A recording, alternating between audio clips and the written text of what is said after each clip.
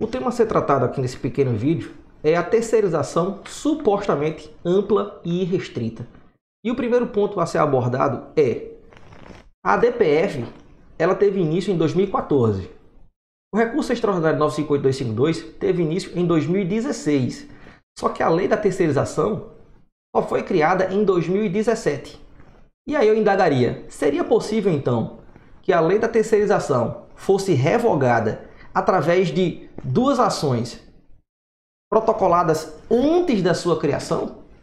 Sabemos que juridicamente isso é impossível. Logo, levando em consideração que a lei da terceirização criou diversos requisitos mínimos a serem cumpridos no contrato de terceirização, resta claro que essa ideia de terceirização ampla e irrestrita, ela não se compactua com o nosso ordenamento jurídico. Ela não se mostra compatível com a legalidade. O artigo 3º da CLT, ele não possui as palavras subordinação direta.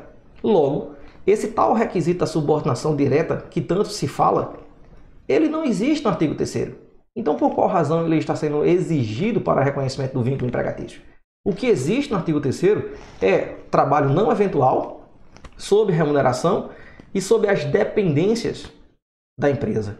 No momento em que é impossível realizar um serviço de terceirização de bancário, por exemplo, sem fazer uso dos sistemas de informática do banco, resta claro que o trabalhador está sob as dependências do banco. Observe aqui que ele pode fazer uso de qualquer computador ou internet no planeta. Ele pode até estar na órbita do planeta.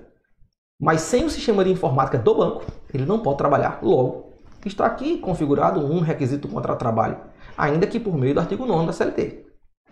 Parágrafo único, por sua vez, ele deixa claro que não haverá nenhum tipo de distinção, seja das espécies, seja das condições de trabalho. Observe aqui, Celeste, que a condição do terceirizado é a condição eletrônica. Logo, não pode existir distinção entre o trabalhador físico e esse que está sendo equivocadamente terceirizado. Porque se a subordinação é ao sistema de informática, então não está existindo terceirização propriamente dito. O artigo 6º ele chega a ser mais categórico em dizer que não importa se a ordem ela é física e direta ou se a ordem é por meio de sistemas de informática. Se existir subordinação, seja por meio de informática ou não, vai existir sim o artigo 3º. E o contrato de trabalho tem que ser formado direto com quem está se beneficiando dos serviços. Essa imagem demonstra bem que a terceirização no Brasil não está sendo feita da forma que poderia ser feita. O que está sendo feito é terceirização do RH de uma empresa, porque todos os serviços terceirizados, eles continuam subordinados ao tomador dos serviços, ainda que por meio do sistema, do software que está sendo utilizado, que é lá que existem todos os parâmetros de controle, todos os limites. Essa imagem, veiculada pelo próprio TRT6, está deixando claro que o teletrabalho ele é extremamente eficaz. Aqui em Pernambuco, todo mundo que é da Justiça do Trabalho está produzindo mais, porque a subordinação aos sistemas, às metas, aos controles de produção, eles são mais efetivos. Então, se o Tribunal Regional do Trabalho da 6ª Região está reconhecendo que a metodologia de produção pelo teletrabalho, pela forma da Revolução 4.0 é mais efetiva, então o que falta para reconhecer que os tomadores dos serviços estão se beneficiando com essa equivocada terceirização que, na realidade, apenas passa por meio de uma interposta pessoa a subordinação que nunca deixou de existir. Coloquei aqui alguns casos em que resta claramente configurado a subordinação. Esse aqui, por exemplo, é um da Renner e da Realize. A Realize foi uma empresa criada pela própria Renner. Aqui embaixo, na imagem, é possível verificar que logo depois do arroba, a empresa que está criando a Realize é a Renner. E isso acontece porque no Brasil só quem pode emprestar dinheiro é o sistema financeiro. São bancos, são financeiras. Então, a Lojas Renner, ao invés de terceirizar os seus serviços financeiros, ela criou um banco, porque no Brasil é mais vantajoso emprestar dinheiro do que vender roupas. Afinal de contas, a roupa ela sai de moda quando acabar a estação, mas o dinheiro nunca se vence. E é isso que tem acontecido no Brasil. Todo mundo agora quer ser banco. porque o lucro é maior e todo mundo favorece esse tipo de serviço. Testemunha da própria empresa deixa claro que a subordinação é aos sistemas de informática do banco, da Realize. O gerente de ambas as empresas foi representando ambas as empresas e deixa claro que tanto o RH quanto o financeiro da Renner são compartilhados com a Realize e que todos os trabalhadores da Realize, da financeira, são na realidade contratados pela loja de departamento. Claro, os salários são menores, então se contrata todas as pessoas por uma empresa que paga um salário menor e coloca todo mundo para trabalhar na empresa que deveria pagar salários maiores. Se isso não for configuração do artigo 9º da CLT, não sei mais o que poderia ser. No Brasil, tem se utilizado muito a ideia de mutação constitucional, como se a nossa Constituição fosse a Constituição da Inglaterra ou dos Estados Unidos.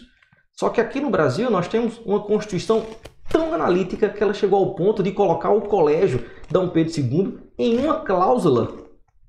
Então seria realmente possível uma mutação constitucional tão agressiva, um ativismo judicial tão agressivo contra os direitos constitucionais como lá fora?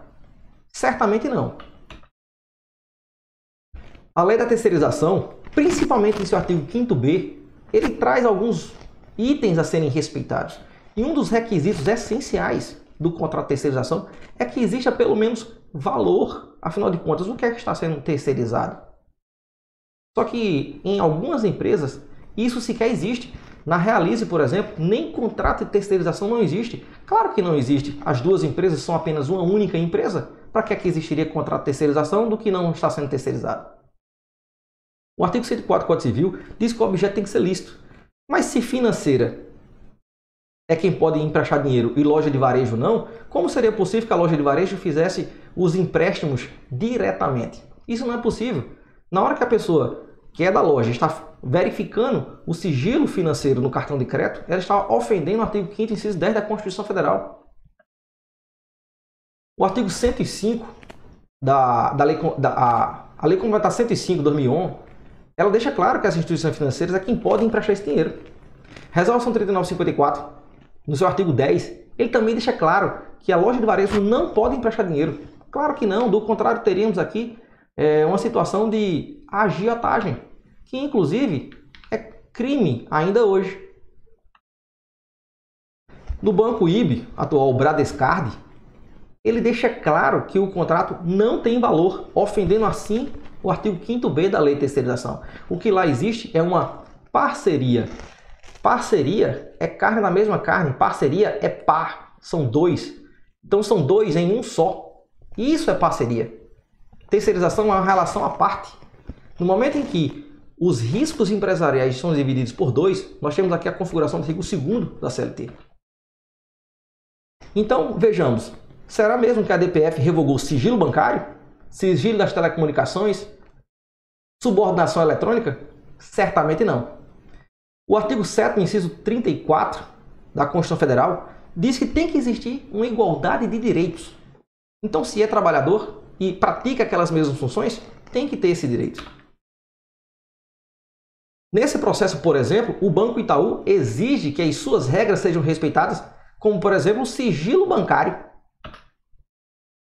Código de ética também tem que ser dele. Interessante é que as empresas elas exigem uma subordinação tão grande que até as palavras que são ditas pelos seus terceirizados são palavras de um script. Isso quer dizer que o sertanejo não pode falar oxente, o pernambucano, o recifense não pode falar vice, o pessoal do sul não pode falar trilegal, e isso não é subordinação? Até as palavras estão subordinadas. Esse caso aqui é super curioso, porque a subordinação ela se dá de uma forma tão forte que chega ao ponto de controlar o trabalho do terceirizado pelo tempo de produtividade e não pelo tempo de entrada e saída na empresa. Demonstrando claramente que é o software da empresa terceirizada que está monitorando tudo. Essa foi uma reportagem absurda de que as máquinas estão controlando tudo. Inclusive demitindo sem sequer o patrão ficar sabendo. Obrigado, excelente.